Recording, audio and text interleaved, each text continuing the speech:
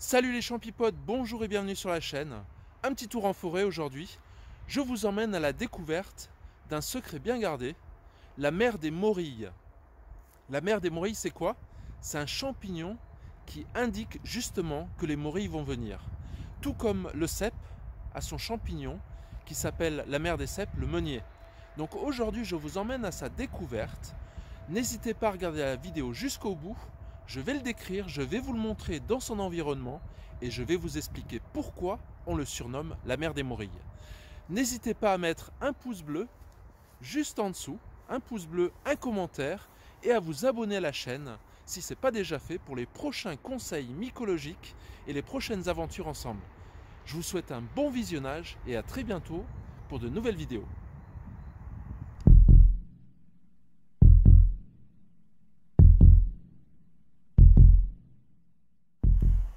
Donc là c'est assez sympa, on est dans une forêt justement connue pour avoir des morilles blondes.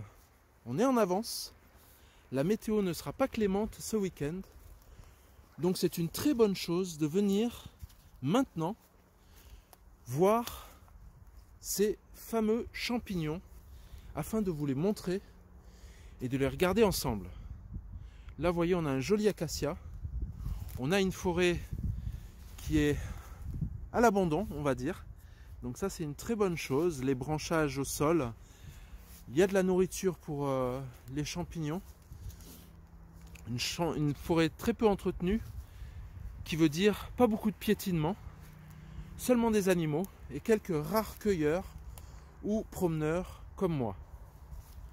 On va s'avancer, on va regarder ce champignon dans son habitat.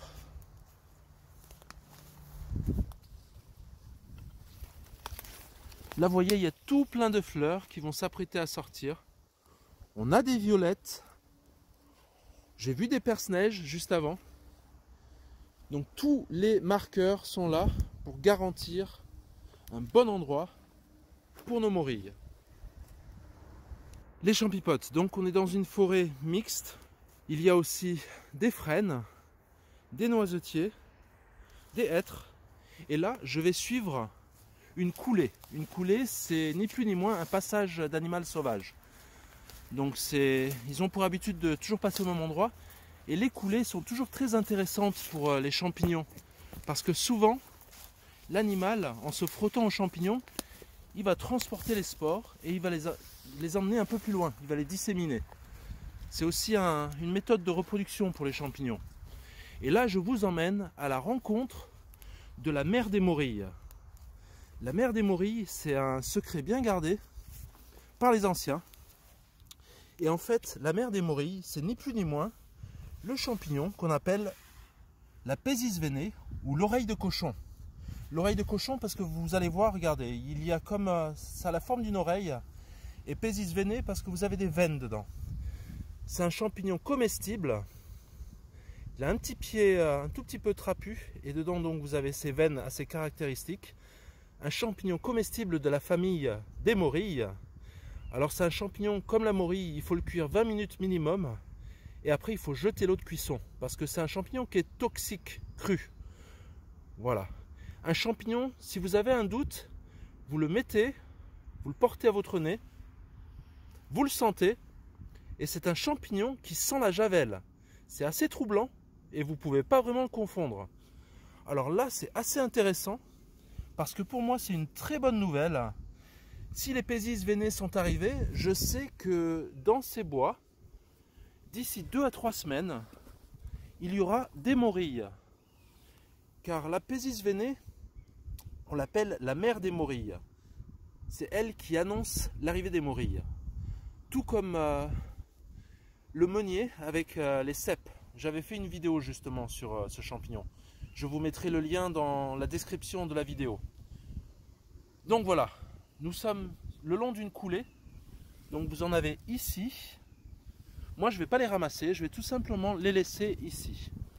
Encore une autre ici. Et tout le long de la coulée, juste là, on va regarder un peu plus loin. Là, vous avez les Pésisvénés. Alors, comme dit, on les trouve toujours à peu près 15 jours. 15 jours avant l'arrivée des morilles. Pour moi, ça, c'est juste formidable. Ça me rassure. Je commençais à perdre patience. Le froid arrive. C'est une très bonne chose. Ce week-end, il va faire des températures un peu négatives. Mais je me réjouis à l'idée que les morilles ne sont déjà pas sorties. Donc, c'est un très bon signe pour mes cueillettes à venir. Ici, on est dans une forêt mixte. C'est un bois à morilles blondes. On va retourner à ce champignon et je vais vous expliquer justement la différence avec un champignon à lame. Donc là, vous avez l'Apésis venae qui a une forme de coupe. La partie non fertile, c'est le derrière, la partie blanche. Dedans, vous avez ni plus ni moins ce qu'on appelle l'hyménium. L'hyménium, c'est ce qui va permettre d'assurer la reproduction du champignon en produisant des spores. Donc il a une forme de coupe, comme vous voyez ici. Et les spores vont être dégagés par des petits coups de vent ou bien des animaux qui passent et se disséminent. Au contraire d'un champignon à lame, où vous avez les spores qui vont tomber des lames, donc de dessous, ici, les spores sont catapultés vers le haut, au gré des vents. Donc c'est de la famille des ascomycètes. Ce que vous voyez ici, c'est ni plus ni moins le fruit du champignon. Le champignon, comme on vous a déjà expliqué dans une vidéo passée, le champignon, c'est le mycélium, c'est tout ce qui passe sous les pieds. Donc le mycélium secondaire et primaire qui vont créer ce champignon. Ils vont créer un ascome, un ascospore, qui lui, à son tour, ce fruit va créer des spores. Et ainsi va le cycle de reproduction de ce champignon assez atypique. Si vous le croisez en forêt, je vous dirai donc, n'hésitez pas à le mettre sous vos narines et à le sentir. C'est un champignon de printemps, comme vous avez bien compris. Un champignon qui pousse pendant la saison des morilles. Et c'est un champignon qui est pour moi un sacré indicateur. J'espère que ce petit tuto en direct de la forêt vous a plu. Maintenant, vous connaissez la mère des morilles. C'est une des astuces premières de tout chercheur de morilles.